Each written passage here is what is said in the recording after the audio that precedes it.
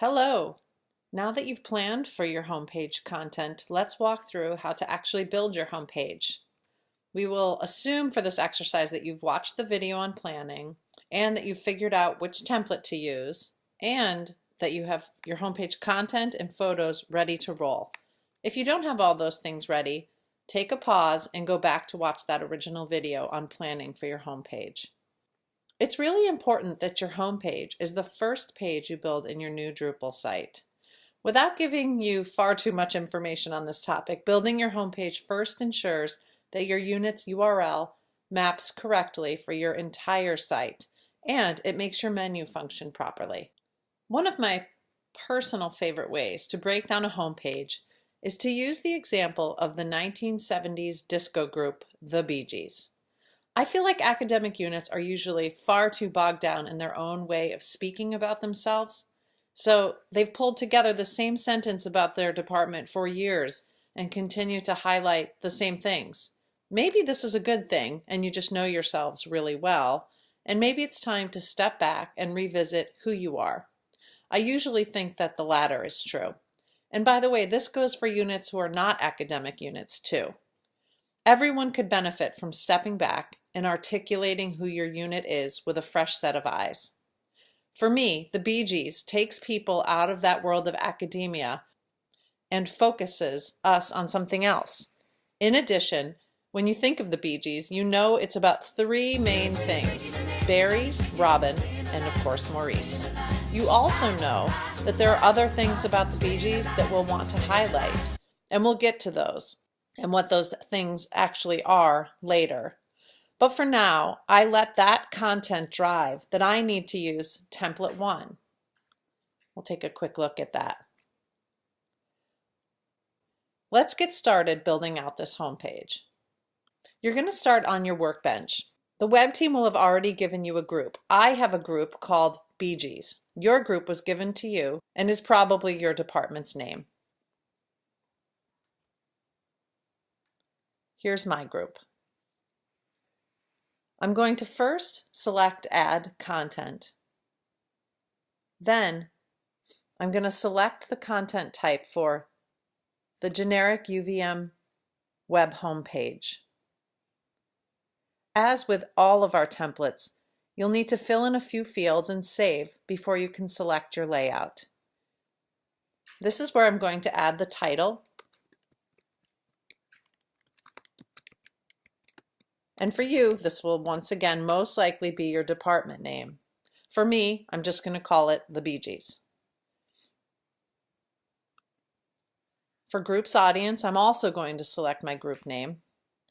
And I strongly urge you that here, you do not change this from the default setting. We already set groups in development to private when we build your group. If you start overwriting this in individual pages, it gets really messy when you make your site live. At this point, I like to save. This is my own personal process, and you will definitely come up with your own. But there are a lot of other decisions I have to make that are really specific to my layout. And so once I go back into Edit, I now can see my customized display option. So at this point, I would have selected template 1. You may have decided you're using another template, but for me, it's template 1. I'm now going to fill out a few more of my fields. I'm going to go to my top banner tab and scroll down to the tip. We took a lot of care and time developing these, and we really strongly urge you to consult them whenever you go to build something. I'm going to first see what the photo size has to be for my banner. Because I'm a little omniscient in this exercise, I already have a couple photos chosen and properly sized. You can add one photo and text, or you can have more than one, and that creates a slider. So I'm going to go ahead and browse to my desktop where I have my photos. I've sized them according to name, which makes it a lot easier. I'm going to go ahead and upload that photo. And I want to be sure and add a descriptive alt text.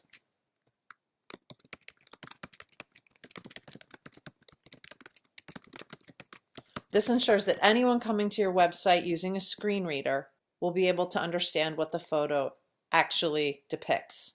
You're also going to select your group from this audience. This will save your photo in your group so that if you have to find or replace it for any reason, it's associated with your group. I'm now going to go to the caption field. I've come up with a couple and I have not tested them in the space, so I'm not totally sure how they'll look and how they'll fill out the space, but we're going to go ahead and do that now. Sometimes it takes just messing around a little bit to get things right. I'm going to give this a heading. I'm actually going to go ahead and add another item just to make sure you see how the photo slider works. I go down here and select add another item. And then I go through the same exact process. Here's my second photo of the Bee Gees.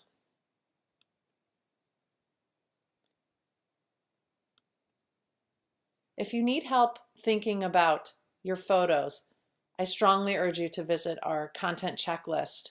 You'll have to visit it several times throughout the building of your website. But within that, we give you some guidance on these homepage banners and what kinds of photos to choose, as well as what kind of text to write.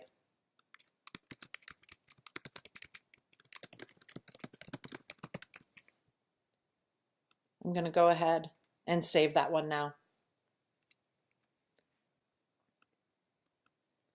I'm going to add my second caption and do the same fussing around. I actually don't remember how I spaced the other one. So if I want it to be consistent, what I'll do is I'll scroll back up and look. Did I have an extra space between both sentences? I did. So now I'm going to go ahead and I'm going to save, because I like to save regularly, and I suggest you get in that habit too. As a quick aside, people often ask us how important it is to resize your photos because Drupal seems to do the resizing for you. The answer is that it's very important. Drupal does a very rudimentary resize, but it's not a substitute for the real thing.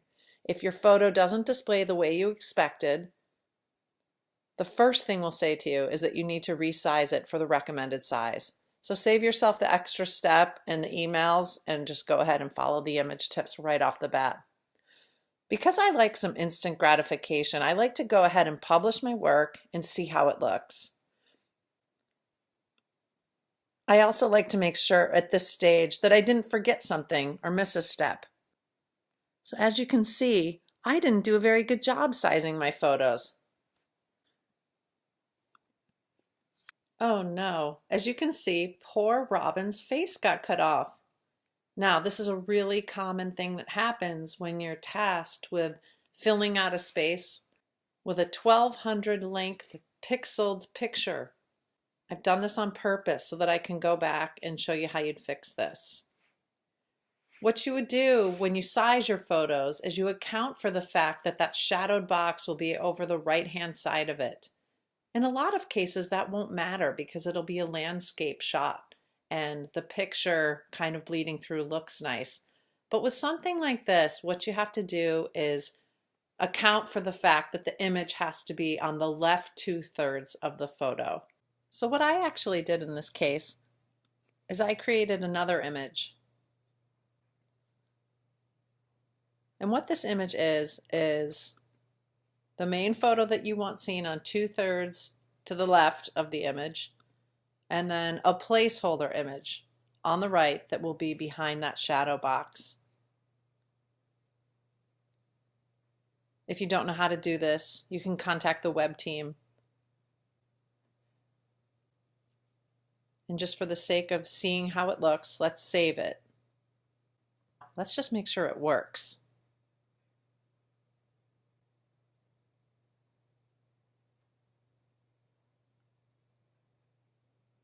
And it does. So I think you can kind of see the difference here. Eventually I'll have to go back through and fix this photo as well, but I'm not too worried about that for the sake of our example. All right, moving along. I now want to add some more of my text.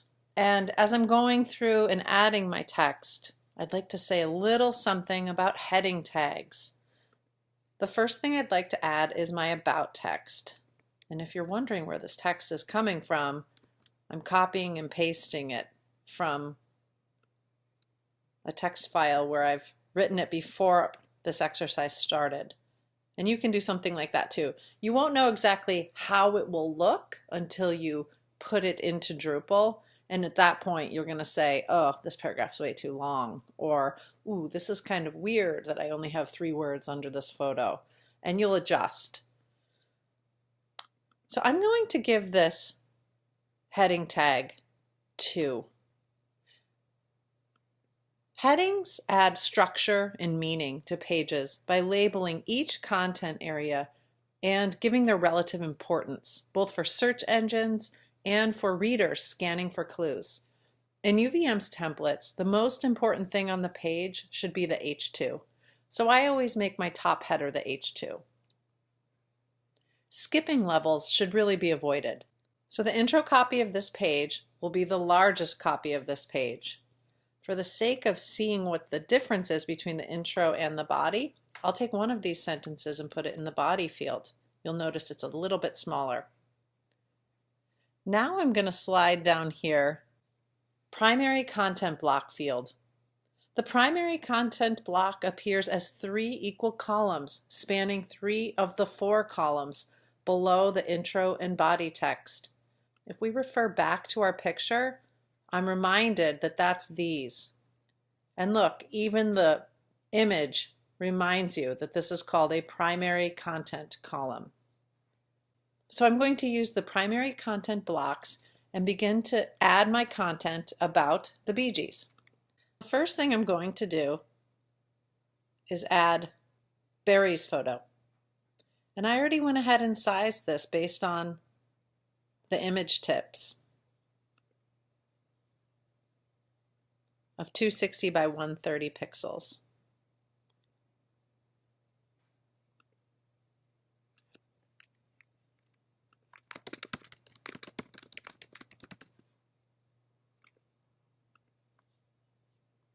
You'll notice that once you get into building with Drupal, a lot of the things you do are pretty repetitive, and that can actually feel pretty good. As you get going, you say, oh, I know how to do this. So I'm going to hit return, and I'm putting his name. This is his column. I'm going to give him an H3 header. And I have a little bit of text that I've written about him. Now the next thing I'd like to do is add another item.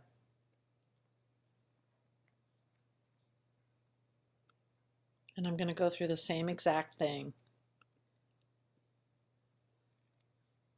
My next BG to add will be Robin.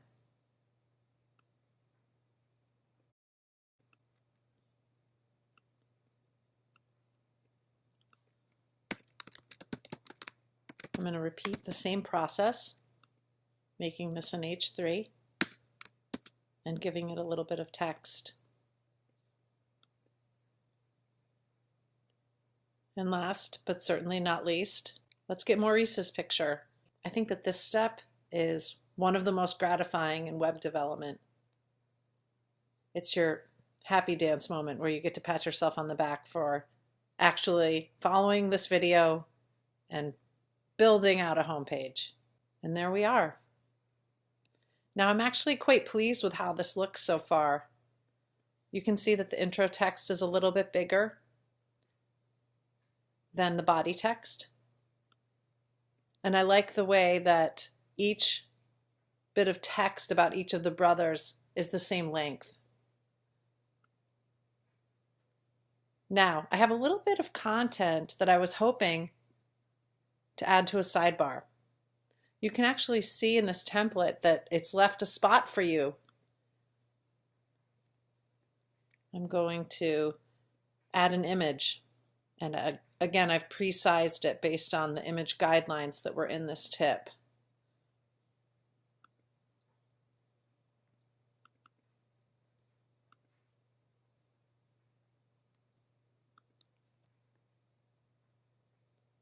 I think it's always a handy idea to name your photo based on the dimensions that you've sized it at, so that if you're looking through your photos, you can kind of quickly figure out which photo is the one you're looking for based on the size.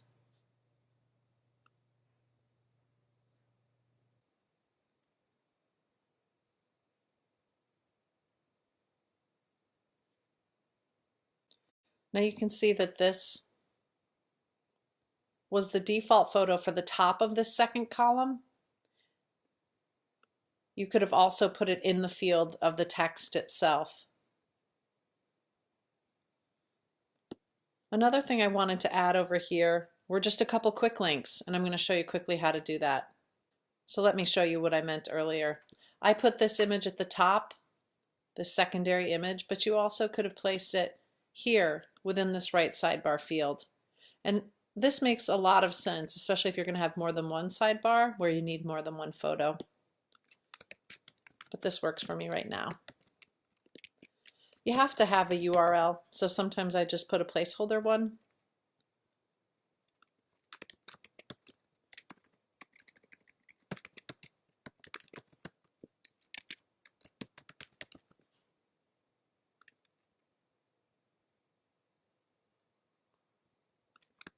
I'm just putting a few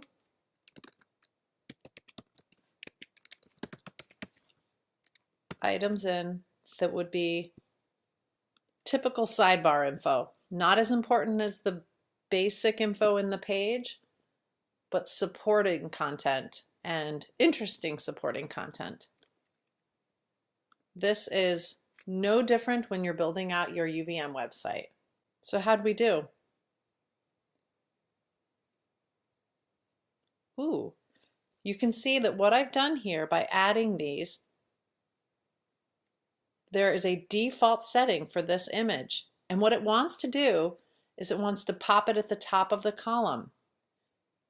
So, what we want to do is go back in and adjust that.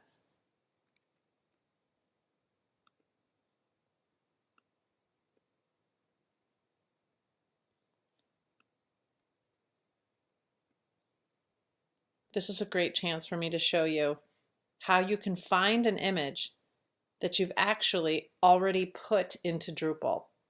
You're going to go back to the media upload button, but then you're going to select your group image library, and here's Andy. It looks like that problem was fixed. That's about it for building out a home page. As you can see, you just kind of keep going. If you have more text for your home page, you add it.